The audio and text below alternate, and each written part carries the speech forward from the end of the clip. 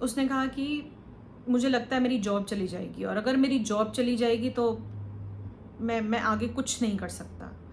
मैं अपनी ज़िंदगी को ख़त्म ही कर दूँगा क्योंकि मैं किसी पे बोझ नहीं बनना चाहता। हाय गाइस, सो आज मैं जिस टॉपिक के बारे में बात कर रही हूँ वो काफ़ी इम्पॉर्टेंट है और जनरली इस टॉपिक के बारे में स्पेशली जिन लोगों को डिसेबिलिटीज़ है वो लोग बात नहीं करना चाहते हैं और ये टॉपिक है मेंटल हेल्थ। मई जो है ना वो मंथ होता है जिसमें कि हम मेंटल हेल्थ अवेयरनेस क्रिएट करते हैं ऐसे इश्यूज़ के बारे में जिनके बारे में लोग जल्दी एक्सप्रेस नहीं कर पाते हैं। जब हम ऐसे लोगों को देखते हैं जिनको डिसेबिलिटीज़ हैं, जनरली हम ऐसे चैलेंजेस के बारे में बात करते हैं कि मेरी तबीयत ठीक नहीं रहती या मेरे को उठने में बैठने में दिक्कत होती है, मेरे को बाहर जाने में दिक्कत होती है, ट्रैवल करने में दिक्कत होती है, मेरी ये जो बीमारी है वो पूरी तरीके से सही नहीं हो सकती है। मतलब जनरली जिन लोगों को डिसेबिलिटीज़ होती हैं वो लोग अपनी एक्सेसिबिलिटी, हेल्थ वगैरह के बारे में ज़्यादा बात करते हैं, बट हम जो चीज़ इग्नोर करते हैं बहुत ज़्यादा वो है हमारी मेंटल हेल्थ। और मुझे ऐसा लगता है कि हमारी अगर मेंटल हेल्थ अच्छी है और अगर हमारा एक पॉजिटिव आउटलुक है लाइफ में, तो हमारी फिज़िकल हेल्थ को भी हम लोग काफ़ी कुछ मेंटेन और सही रख सकते हैं। बट मैं क्यों इस बारे में बात कर रही हूँ, मैं वो स्टोरी आपके साथ शेयर करना चाहती हूँ। एक कलीग ने मुझे रीच आउट किया, उसको पोलियो है और वो अपनी जॉब के साथ बहुत स्ट्रगल कर रहा है इस टाइम पे। वो अपनी मम्मी से दूर रहता है, दूसरे सिटी में रहता है और उसको चलने फिरने में काफ़ी दिक्कत है और उसके फादर की कुछ टाइम पहले डेथ हो चुकी है, तो ऑफ कोर्स उसको मेंटली काफ़ी ज़्यादा वो हर्ट है, परेशान है। तो उसने बोला कि मेरे को ऑफिस में काफ़ी चैलेंजेस आ रहे हैं, मेरी टीम वाले मुझसे सही से बात नहीं करते, मेरा मैनेजर भी कुछ अजीब तरीके से बिहेव करता है। बट जो उसने मुझे बोला उसकी वजह से मैं हिल के रह गई, बिकॉज़ उसने कहा कि मुझे लगता है मेरी जॉब चली जाएगी और अगर मेरी जॉब चली जाएगी तो मैं आगे कुछ नहीं कर सकता। मैं अपनी ज़िंदगी को ख़त्म ही कर दूँगा क्योंकि मैं किसी पे बोझ नहीं बनना चाहता और मुझे लगता है अब मुझसे और कुछ नहीं हो सकता। मतलब ये सुन के ना मेरी रूह काँप गई, बिकॉज़ मुझे लगा कि मैं क्या कर सकती हूँ इस इंसान के लिए। मतलब वो मुझसे दूर है, फ़ोन पे बात कर रहा है, मैं क्या ही कर लूँगी, मैं क्या ही ऐसा कह दूँगी जो वो थोड़ा बेटर फ़ील करेगा। फ्रैंकली इस वजह से मैंने सोचा कि मुझे इस टॉपिक के बारे में बात करनी चाहिए और इसके बारे में हमें खुल के बात करनी चाहिए कि हम किस मेंटल चैलेंज से, किस मेंटल स्ट्रगल से हम गुज़र रहे हैं। जिन लोगों को भी डिसेबिलिटीज़ होती हैं उनके लिए बहुत सारी प्रॉब्लम्स होती हैं और वो जनरली ज़्यादा सफ़र करते हैं एबल बॉडीड लोगों से when it comes to mental challenges. तो उसके काफ़ी सारे कारण भी हैं। पहला कारण ये है कि उनको बहुत अकेलापन खाता है, क्योंकि कभी उनके पास सपोर्ट सिस्टम है, कभी नहीं है, कभी वो अपने घर वालों से दूर रह रहे हैं बिकॉज़ उनको जॉब करना है दूसरी सिटी में। बहुत सारे कारण हो सकते हैं।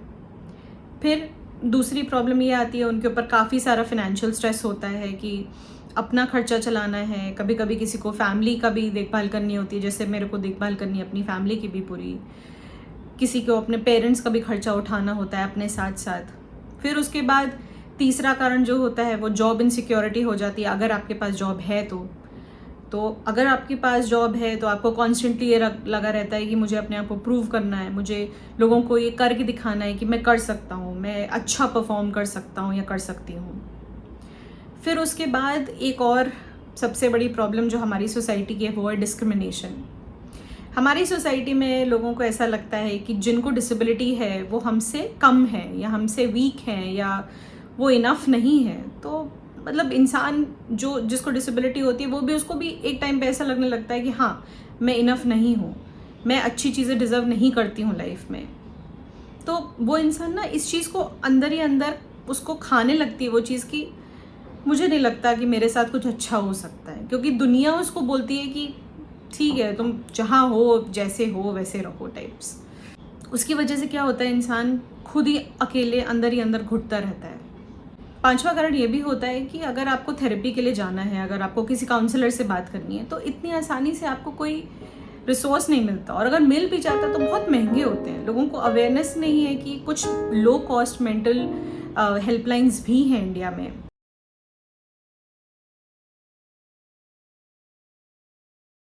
पहली है iCall, Monday to Saturday available है, और ये नंबर भी आपको दिख रहा है। ये Tata institute of social sciences ने इस्टेब्लिश करी थी, और जैसा आप इसकी वेबसाइट पे देख सकते हैं, इसमें कंप्लीट अनोनिमस तरीके से बात करी जाएगी, आपकी कोई इन्फॉर्मेशन लीक नहीं होगी। आपको कैसा भी फील हो रहा है आप इनको कॉल कर सकते हैं, और ये टेलीफ़ोन पे भी आपको कॉल पे काउंसिल कर सकते हैं, ईमेल के थ्रू भी काउंसलिंग कर सकते हैं। ये प्रोसेस है किस तरीके से लोग करते हैं। जो एक अच्छी बात इसमें ये है कि इसमें आपका नाम कहीं किसी को नहीं बताया जाएगा, सब चीज़ें कॉन्फिडेंशियल रहेंगी। हर बार काउंसलर इसमें चेंज होते रहेंगे, और आपकी केस हिस्ट्री काउंसलर के पास रहेगी, तो आपकी इन्फॉर्मेशन कहीं पे लीक नहीं हो सकती है।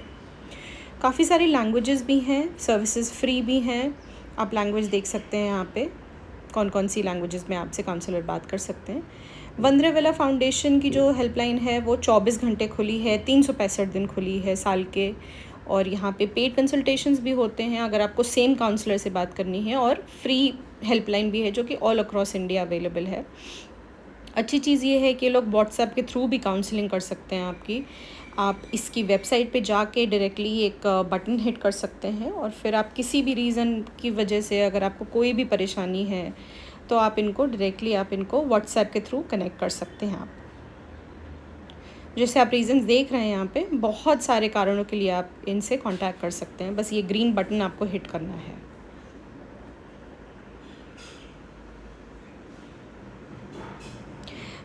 ये यहाँ पे एड्रेस है, महाराष्ट्र की हेल्पलाइन है ये, और यहाँ पे ईमेल एड्रेसेस भी मेंशन्ड हैं। तीसरी हेल्पलाइन है गवर्नमेंट की सेटअप की हुई किरण हेल्पलाइन। ये भी 24/7 है। इसमें टोल फ्री नंबर है, तो आपको कोई कॉल चार्जेस भी नहीं लगेंगे। इसमें भी काफ़ी सारी लैंग्वेजेस, 13 लैंग्वेजेस कवर्ड हैं इसमें भी। बट अगेन, अगर आप किसी थेरेपिस्ट के पास जा रहे हो, अगर आप किसी को कॉल कर रहे हो, तो मतलब किसी से खुल के बात करना इतना आसान नहीं होता है। मतलब मैंने खुद थेरेपी ली हुई है, और मुझे पता है कि जनरली हमारे पूरे देश में, हमारे पूरे इंडिया में ऐसा लगता है लोगों को कि जो थेरेपी लेता है वो पागल है। ऐसा नहीं होता है गाइस। हम लोगों को अपनी बात किसी अगर थर्ड पर्सन से करनी होती है, तो वो थर्ड पर्सन हमको एक अलग ही एक दिशा दिखाता है, एक अलग तरीके से वो हमसे सवाल पूछ सकते हैं कि ये जो आप सोच रहे हो वो कितना सही है, वो कितना आपके कंट्रोल में है। कुछ सिचुएशंस होती हैं जो हमारे कंट्रोल में होती हैं, कुछ सिचुएशंस ऐसी होती हैं जो हमारे कंट्रोल में बिल्कुल नहीं होती हैं। तो जब आप किसी थेरेपिस्ट से बात करते हो, तो वो इंसान आपको वो चीज़ रैशनलाइज करने में, वो चीज़ प्रोसेस करने में, आपकी थॉट्स को खुद समझने में आपकी बहुत हेल्प करता है। थेरेपी काम करती है अगर आप विश्वास करो, अगर आप उस पर भरोसा करो। तो टाइम लगता है, पेशेंस लगता है, आपको खुद खुल के बात करनी पड़ती है, बट बहुत हेल्प होती है। अगर आप थेरेपी नहीं ले सकते हो तो भी आपके पास बहुत सारे रिसोर्सेज हैं। आप बस किसी को रीच आउट करो, आप बोलो मुझे हेल्प चाहिए। आपको पूरी बात बताने की भी ज़रूरत नहीं है। आपके जो क्लोज़ फ्रेंड्स हैं वो समझेंगे आपकी बात को। आप बात तो करके देखो, कोशिश तो करो आप। और कभी कभी ना कुछ सिंपल चीज़ें करने से बहुत आसानी हो जाती है। कुछ सिंपल रूटीन आप क्रिएट कर सकते हो अपने लिए। सुबह उठो, और वैसे भी जिनको डिसेबिलिटीज़ होती हैं उनके रूटीन्स होते ही हैं, सुबह के नहाना धोना, तैयार होना, मतलब उसमें भी काफ़ी हेल्प लगती है। क्या उनको काफ़ी, अगर अकेले हैं तो उनको काफ़ी एफर्ट करना पड़ता है। बेसिकली सुबह उठो, नहाओ धो, चाय पियो, अखबार पढ़ो, टीवी देखो, या फिर अपने, अगर आपके साथ कोई रहता है तो उससे बातें करो। कुछ नहीं, कोई नहीं है तो किसी को कॉल करके बात करो, कोई शो देखो। सिंपल चीज़ें। और अगर आपका मन भारी हो रहा है, अगर आपका दिल भारी हो रहा है, तो आप लिखो, आप लिखने की कोशिश करो। आपको पूरा सब काम एक साथ आपको नहीं करना है। अगर आपको अपनी सिचुएशन चैलेंजिंग लग रही है तो आप एक चीज़ करो। अगर आप लिख रहे हो अपनी डायरी में, अपने मन के भाव लिख रहे हो, तो आप एक लाइन लिखो, एक पेज लिखो, एक वर्ड लिखो, कुछ तो लिखो। अपने मन को किसी तरीके से हल्का करो। आपको जो भी एक्टिविटी पसंद है, आपको ड्राइंग करना पसंद है, आपको गाना पसंद है, आपको लोगों से बातें करना पसंद है, आपको गार्डनिंग करना पसंद है, आपको जो भी काम पसंद है वो काम ढूंढो और करो। मैं आपसे ये बोलना चाहती हूँ कि आपकी वजह से ये दुनिया बेटर है, और आपकी ज़रूरत है लोगों को। आपको ऐसे भी पल आएंगे जहाँ पे आपको लगेगा कि किसी को मेरी ज़रूरत नहीं है, कोई मेरे को प्यार नहीं करता, कोई मेरे केयर नहीं करता, सब कोई मुझे फॉर ग्रांटेड लेते हैं, बट ऐसा नहीं है। लोगों को आपकी ज़रूरत है। आप इस दुनिया में हो इसलिए ये दुनिया खूबसूरत है। आप अपनी अहमियत समझो, आप अपनी इम्पोर्टेंस समझो, और आपकी ज़िंदगी देखिए धीरे धीरे करके अच्छी होती चली जाएगी। अगर आपकी मेंटल हेल्थ सही रहेगी तो आप अपने जॉब पे भी फोकस कर पाओगे, आपकी फिजिकल हेल्थ भी बेटर होती चली जाएगी टाइम के साथ। बस पॉजिटिव रहना है, अच्छा सोचना है और अच्छा करना है अपने लिए। तो मेरा ये मैसेज है सबके लिए, चाहे डिसेबिलिटी हो चाहे डिसेबिलिटी ना हो गाइस। बस मैं ये बोलना चाहती हूँ कि अगर आपको लगता है कि कोई अकेले है तो आप उसको कॉल करो, उससे चेक इन करो, उससे बात करने की कोशिश करो, क्योंकि बात करने से बहुत कुछ बेटर हो सकता है। और लोगों को जब ये लगता है ना कि उनकी कोई केयर करता है तो बस इसी से दुनिया बहुत बेहतर हो जाती है। हम सब एक दूसरे के लिए प्रेजेंट रह सकते हैं। कितने सारे ऐसे ग्रुप्स हैं गाइस, फेसबुक पे ग्रुप्स हैं, व्हाट्सएप पे ग्रुप्स हैं। अपनी स्टोरी शेयर करो। हो सकता है जो आपके साथ हो रहा है वो किसी और के साथ भी हो रहा है, राइट?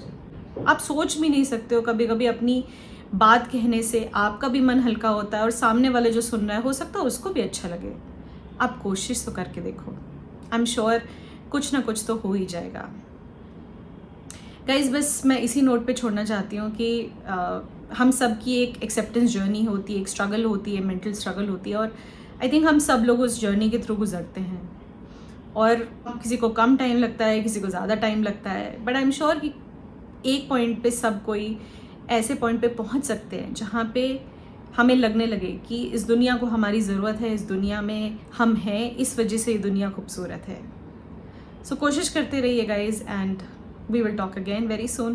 प्लीज़ लाइक, कमेंट, और अगर आपको मेरा ये वीडियो अच्छा लगे तो प्लीज़ इसको शेयर कीजिए, अपने व्हाट्सएप के थ्रू शेयर कीजिए, फेसबुक के थ्रू शेयर कीजिए। Thank you so much, and हम लोग इस बारे में और भी बातें कर सकते हैं। अगर आपका कोई ऐसी स्टोरी है जहाँ पे आपने किसी की हेल्प करी हो अपने मेंटल चैलेंज में, तो प्लीज़ मुझसे कमेंट में शेयर कीजिए, और हम लोग उस स्टोरी को भी अपने चैनल पे फीचर करेंगे। Thank you so much guys.